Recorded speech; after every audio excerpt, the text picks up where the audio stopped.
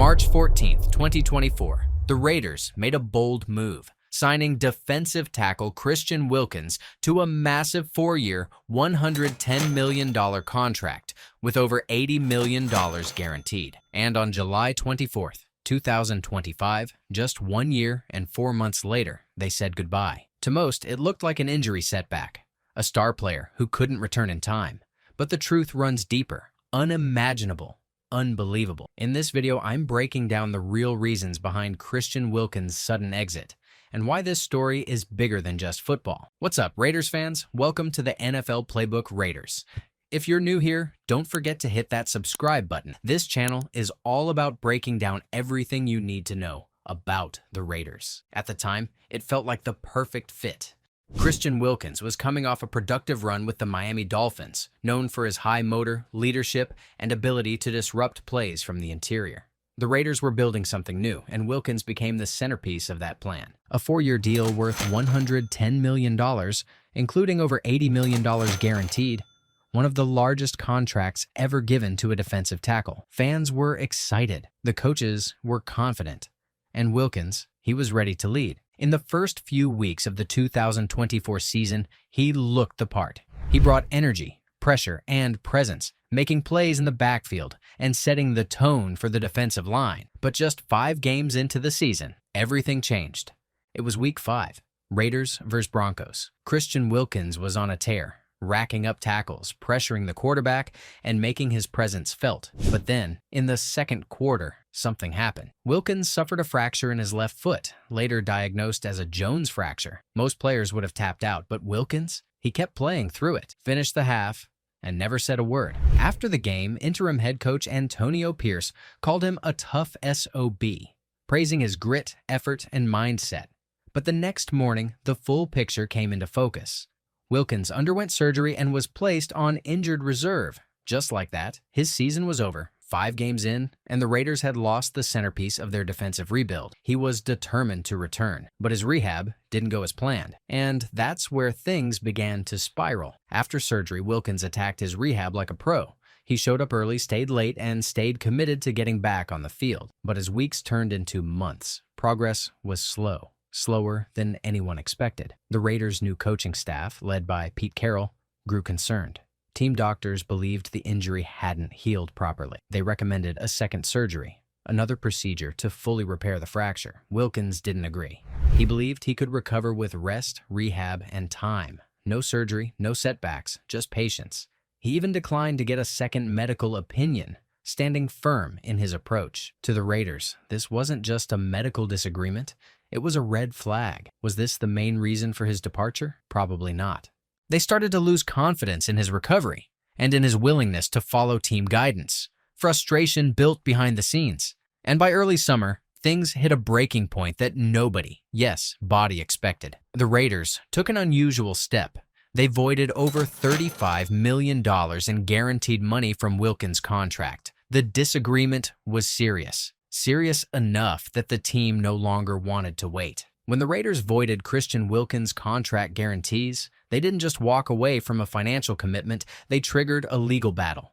The official reason stated by the management, failure to maintain physical condition to perform. In other words, they believed Wilkins wasn't doing what was necessary to return to football shape, and that gave them the right to cancel his guaranteed money. Over $35 million. Gone. Wilkins didn't accept that. Through the NFL Players Association, he filed a formal grievance, arguing that he was injured while playing, had followed protocol, and was being unfairly punished for managing his recovery on his own terms. Now, things have turned different route. It wasn't just about a difference in medical opinion anymore. This was now a fight over player rights, contract language, and millions of dollars. And the outcome could set a precedent across the league, but even with the injury drama, that still wasn't the whole story. Just when things couldn't get more complicated, a strange incident inside the Raiders' locker room pushed the situation even further. According to an ESPN report, Christian Wilkins allegedly kissed a teammate on the top of the head during a team meeting. He meant it as a joke, a playful moment, but the teammate didn't take it that way. The incident upset him enough that a complaint was filed with the team's human resources department. It wasn't seen as malicious, but it was viewed as inappropriate. And for an already frustrated front office, it was more unwanted attention. Even multiple other sources confirmed the incident happened just days before Wilkins was released. Team insiders made it clear this wasn't the reason he was cut, but it added fuel to the fire. And for a new coaching staff trying to establish discipline and a focused culture, this was the final straw. On July 24, 2025, just as training camp was getting underway, the Raiders made it official. Christian Wilkins was released, designated as a terminated vested veteran. The team cited one clear reason: there was no defined return plan for him. In their eyes, the injury recovery had stalled. The rehab disagreements hadn't been resolved, and it was time to move on. Head coach Pete Carroll kept it brief. "We took a long time to make our decision, but we had to move on." What made this release even more notable was the financial angle. By cutting Wilkins under this designation, the Raiders attempted to avoid paying the remaining guarantees on his deal, over $35 million. It was a rare move, bold, risky, and immediately it lit up headlines across the league. The media response was loud. Some saw it as a smart business decision. Others called it cold. But everyone agreed on one thing: this wasn't just a football story anymore. This was something much bigger. After Wilkins was released, reactions poured in from teammates, analysts, and across the league. Veteran defensive tackle Adam Butler spoke carefully, but his message was clear. He didn't talk about contracts or locker room drama. Instead, he brought up mental health. "Whatever you're going through as a person, get help," he said. "Don't make any hasty decisions." It wasn't a direct comment on Wilkins, but it said a lot. Meanwhile, the NFL Players Association wasted no time.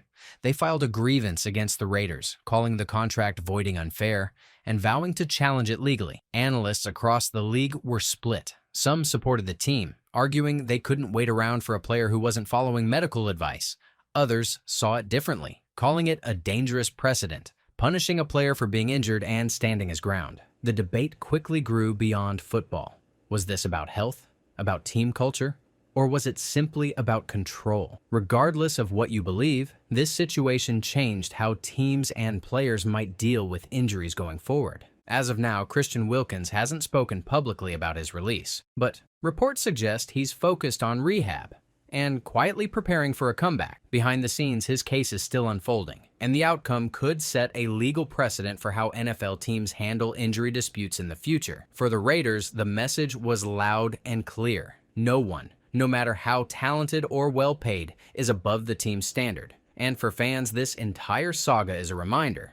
What we see on the surface, the headlines, the stat lines, the press releases, it's rarely the full story. Sometimes the real turning points happen in meeting rooms, behind medical reports, and in the quiet moments we never see. So now the question is yours. Was the Raiders' decision justified, or did Christian Wilkins get unfairly pushed out? Let me know what you think in the comments.